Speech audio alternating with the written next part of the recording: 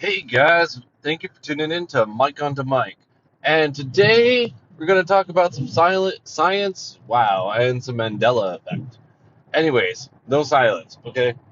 So, interesting, CERN, CERN in Switzerland is going to be starting up again. I guess, I don't know the full facts. I heard 2016, then I heard 2018. And it's only been going on since about 2012 or 2013. At which, just to run through all this, coincides with the Mandela effect. So, thank you guys for tuning in. That's what we're going to talk about today. And let's get to it. So, it is the last day of June, June 30th. And July 3rd, they're going to open up the particle accelerator again, the Hadron Collider. Anyways, CERN. And they're going to go at twice the speed, like full power. And they were already, I don't know how you can double it, really, but we'll find out.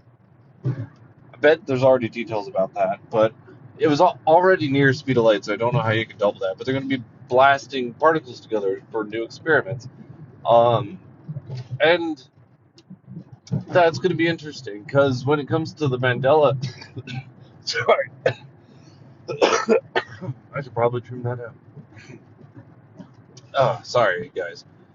But when it comes to the Mandela effect, this has been going on for like the last 10 years as well. So it's very interesting.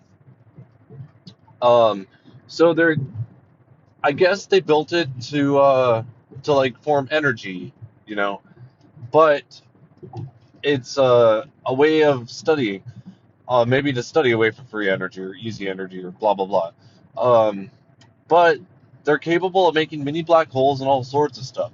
And as we learned with Einstein, um, black holes warp space-time, singularity, not space and time. It's space-time, same thing.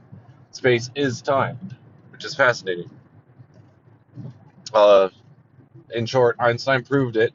It took him like his life, but he needed to get an eclipse to prove space around the sun because its mass was so big it could warp space and time. So, um, I want to say the Higgs boson. I think I'm mispronouncing it, but we discovered this through the particle accelerator, CERN. So and that is like the gravitational field and the electromagnetic field. This is new stuff. This is stuff that's always been around us, but we're primitive. We don't really know about it yet, which is so it's exciting. Um, the Higgs boson, and if I'm saying this wrong, I am sorry, but that proves about the Higgs field, and with that, the Higgs field, like the electromagnetic field, controls magnetism and electricity. Um, this field controls mass. Why some things have a bigger mass than others? Why is this so heavy than this? Yada yada yada. So, it could be a mundane breakthrough, but it could be a big breakthrough. And we're starting this up in 2 days if we don't just explode a black hole here on Earth, you know. So, I'll see you next week with that. But, anyways, let's take a quick break and we'll get back to it. So, I got into the science and then I mentioned some pseudoscience. So, I discovered something recently, which I guess this has been a thing, kinda. When with the Mandela effect, most people talk about Bernstein bears and whatnot, but I learned about something that's been around since 2016, and let's see, what is that? 6 years ago ish. Um, yeah. So apparently, Isaiah in the Bible, the Christian Bible, Isaiah 11:6 through 9 changed, and people are claiming it's always said something different. It's always said the lion will lay with the lamb. And I was like, huh, fascinating. And then I watched this video about like all these people like kind of quoting it. Some of them, maybe not so much. Some of them, yeah. But it was like, I mean, ask some people without talking about this. The lion and the lamb. The lion will lay with the lamb. Isn't that a prophecy? Isn't it something? Did you hear your preacher talk about it? Why did Elvis sing about it? Why did Johnny Cash sing about it? Why did it wasn't Living in Color, but it was from that time frame. There was sitcoms that said it's in the Bible. So, anyways, very fascinating. And priests. I watched recordings of I guess not priests, but pastors giving sermons about it. It's like, and Martin Luther King, if I didn't mention that. Like, fascinating, fascinating. Everyone knows, apparently, it's the lion and the lamb. But what it actually says, even grab a Bible from like 100 years ago. Isaiah 11:6 talks about the wolf dwelling with the lamb and yada yada yada. It doesn't talk, yeah. So wolf got lion apparently got replaced with wolf, and I was like, let's try to make some sense here. Let me look into this the best I can. Did someone just missay it like 100 years ago, and then everyone followed along without actually opening the Bible? Is that possible? And then I thought about it in another regard, a hymn, and there is a hymn. I don't have it in front of me, but I'm gonna pause it real quick so I can tell you. All right, guys, I got the hymn. Sorry about that. So the hymn is called "The Spirit of God," a very popular LDS hymn on page 2 of the current hymn book. States in verse number 4, "How blessed the day when the lamb and the lion shall lie down together without any ire." Kind of rhymes. Well, it is a hymn, it's a song. So that's literally the only place I could find.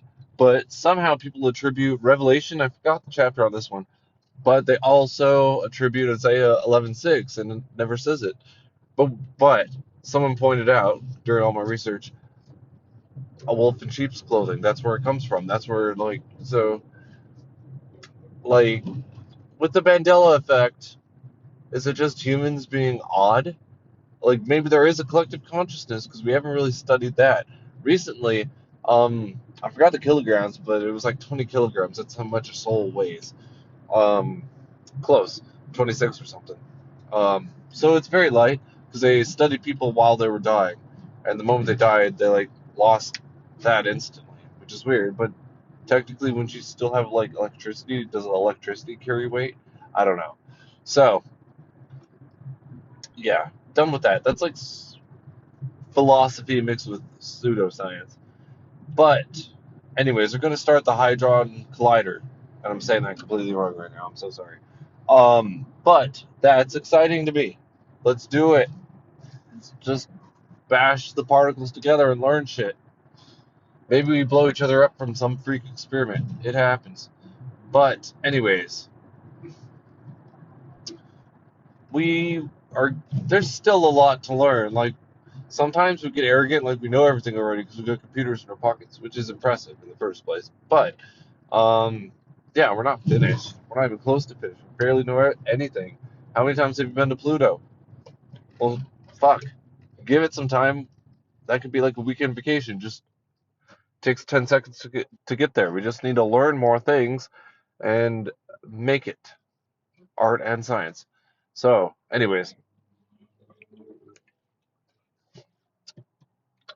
don't know where to go from here. But anyways, they're starting the CERN in Switzerland, the high accelerated particle collider, up again. So it can prove many things because apparently during a few of their old experiments, like the Higgs boson particle, um, if it was above a certain weight, it means a multiverse. If it was below a certain weight, it means just a universe.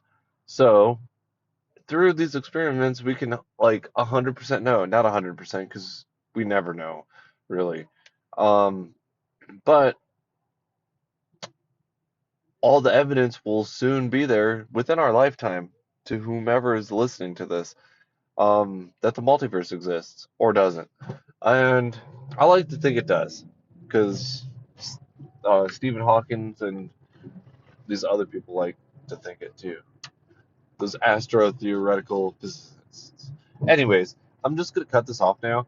And until next time, thank you for tuning in to Mike on the Mic.